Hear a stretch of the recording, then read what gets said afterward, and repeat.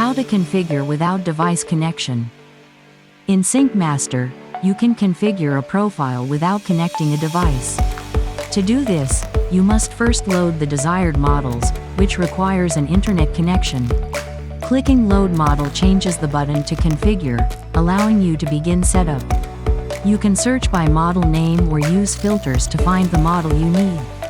For convenience, frequently used models can be preloaded, and enabling Show Loaded Models only filters the list to display just those models. You can also click Load All Models to load all available models at once.